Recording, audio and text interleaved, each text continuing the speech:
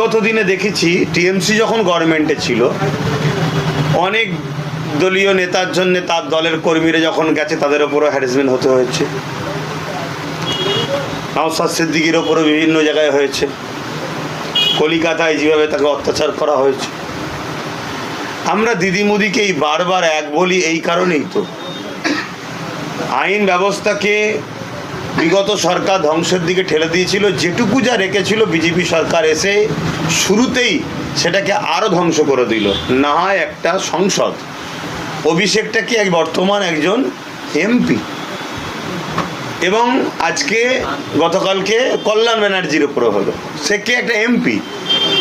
তাহলে সে কোন দলের আমি জানি না, কিন্তু কথা হচ্ছে মানে জানি না বলতে আমার দেখার দরকার নেই, কিন্তু কথা হচ্ছে আজকে বিজেপি আসার সাথে সাথে যেটুকু যা ছিল সেটাও আরও ধ্বংস হয়ে গেল। তাহলে আজকে যেটা এমপিদের ওপরে পাবলিক হাত তোলে, তাহলে সাধারণ মানুষ নিরাপত্তা কোথায় বাংলায়? যেটা প্রশ্নচিহ্ন যে প্রশাসন ব্যবস্থা, আইন ব্যবস্থা বাংলায় বিগত সরকার ধ্বংস তো করেছে, সরকার এসে যেটুকু যা ছিল আরও ধ্বংস করে দিল। এই অভিষেকের নিরাপত্তা তুলে নেওয়া হলো, আস্তে আস্তে তার জনপ্রিয়তা কম ছিল, এই যে হঠাৎ করে ফের আক্রমণ, ফের জনপ্রিয়তা বেড়ে গেল, কোথায় সেটিংয়ের ব্যাপার দেখতে? সেটিং হতে পারে, কেন রাজনীতিতে তো অনেক অঙ্ক চলে, কিন্তু আমি মনে করি বাস্তব যেটা দেখছি এটা একটা প্রশ্নচিহ্ন। রাজ্য যে বর্তমান সরকার বিজেপির পক্ষ থেকে শুভেন্দু অধিকারী, তাকে একটা প্রশ্নচিহ্নের মুখে পড়তে হলো যে তুমি আসার সাথে সাথেই বাংলার আইন ব্যবস্থা একেবারে তলানিতে, যে একটা এমপি নিরাপদ নয়। এবার তাদের দুজনের মধ্যে কি সেটিং, সেটা আমরা তো জানি সেটিং, সেটা এর মধ্যে কি সেটিংয়ে রয়েছে সেটা তারা দুজনই বলতে পারবে। কিন্তু আপনাদের তো পুরনো ভিডিও ভাইরাল হচ্ছে, আপনারা দেখতে পাচ্ছি যে অনেক রকম ভিডিও পুরনো কাটিং করে ছাড়া হচ্ছে।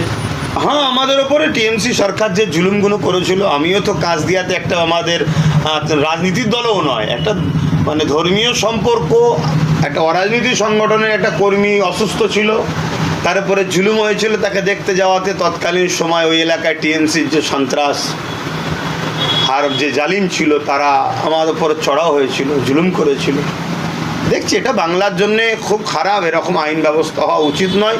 এই জন্যই বলছি তো বিগত সরকার, টিএমসি সরকার আইন ব্যবস্থাকে ধ্বংস করেছে, কিন্তু যেটুকু যা ছিল কমসে কম এমপিদের ওপরে এরকম হতো না। এই সরকার এসে সেটাও হচ্ছে। এদের দুজনের যে একই রোডে চলছে, আর এদের দুজনের তো একটাই মালিক আরএসএস, সে একই হাওয়া চলছে।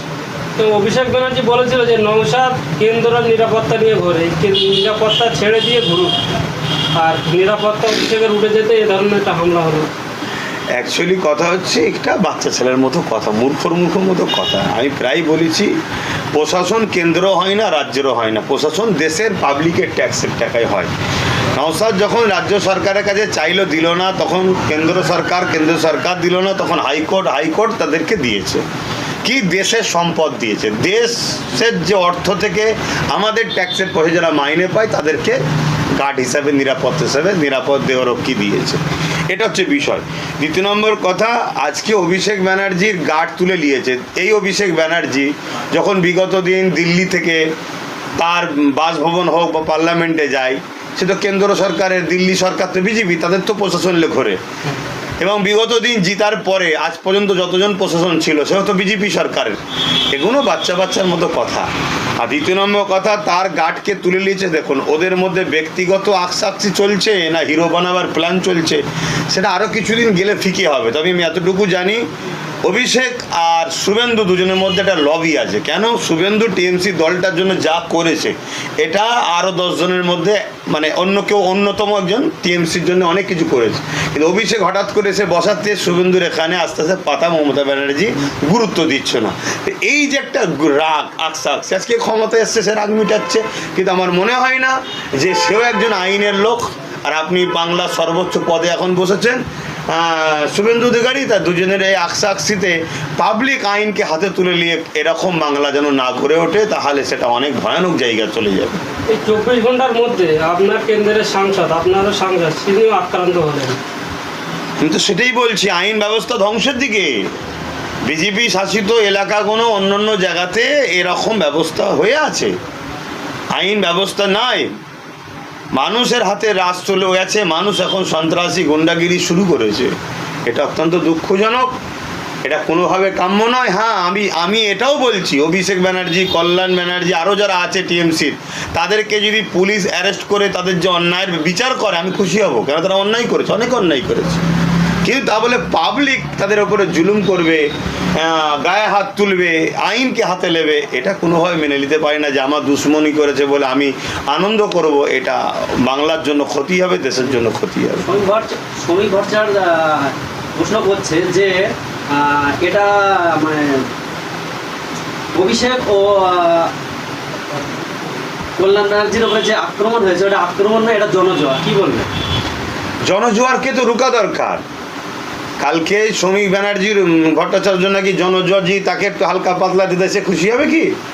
হ্যাঁ, এই কি এটা কোনো কথা নয়, এটা রাজনীতির নেতাদের মুখে কথা নয়।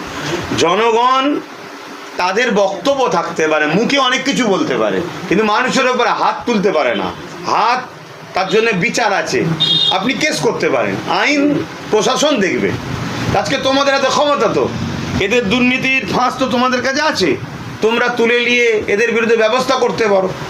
একটা যে প্রশ্ন করছেন আপনারা, এটা একটা প্রশ্ন চিহ্ন, এটা কিন্তু বিষয় বুঝার যে এদেরকে নতুন করে হাইলাইট করার একটা প্ল্যান হতে পারে, ওটা একটা ষড়যন্ত্র হতে পারে।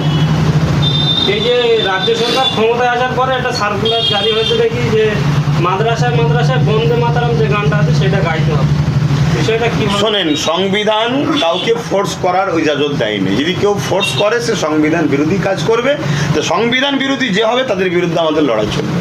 এই যে গানটা গাইলে সমস্যা কি? অনেকের হিন্দুত্ববাদী তারা, ব্যাপারটা হচ্ছে সমস্যা নয়, তুমি আমার উপর চাপিয়ে দেবার অধিকারটা তোমায় কে দিয়েছে? তুমি কে? তুমি কোন লাট সাহেব? তুমি জনগণ তোমাকে পাশে দাঁড়িয়েছে, তুমি ক্ষমতায় এসছো, কালকে অন্য কারো পাশে চলে যাবে, কিন্তু সংবিধান একমাত্র পারে আমার ওপরে কিছু চাপাতে, আমাকে কিছু বলতে পারে। কেন? সংবিধান আমার দেশের মেন ধাঁচা, সে অনুযায়ী দেশ চলবে। তুমি একটা ব্যক্তি, তুমি চাপিয়ে দিতে পারো না। তাহলে আমি কালকে তোমার উপরে কিছু চাপাবো, আরেকজনের উপরে চাপাবে, এতে দেশের সিস্টেম খারাপ হবে। কারো ভালো লেগেছে সে গাইতে পারে, কারো ভালো লেগেছে আরও কিছু গাইতে পারে। আমাদের মাদ্রাসায় গুণত অনেক দেশপ্রেমের কবিতা আছে, অনেক দেশপ্রেমের গদ্যরা মানে যেগুলো আছে সেগুলো গাওয়া হয়, তো কিন্তু তোমারটাই করতে হবে, তোমার বলাটাই মানবো কেন? এটা দিব কথা বুঝাচ্ছেন? এবার কি সমস্যা আছে না আছে অত ডিপেন্ড আমি যাব কেন? আমার একটাই কথা, তুমি কে? চাপাবার কে? সংবিধানের ওপর তো তুমি নয়, ব্যাস এতটুকুই। অসমের সিস্টেমে পশ্চিমবঙ্গে একাধিক খারিজি মাদ্রাসাকে প্ল্যান। দেখুন, বিজেপি আগাগোড়ায় মাদ্রাসাকে ভয় করে, কারণ মাদ্রাসা থেকেই তো ডক্টর এপিজে আব্দুল কালাম বেরিয়েছে, মাদ্রাসা থেকেই তো দেশপ্রেমিকরা বাহির হয়। তাই এরা যে দেশকে যেভাবে শেষ করছে, এরা কোনোভাবে চায় না মাদ্রাসা থেকে সেই দেশপ্রেমিক বাহির হোক, যারা আগামী দিনে আমাদের বিরুদ্ধে ঐক্যবদ্ধ হয়ে গড়ে উঠুক।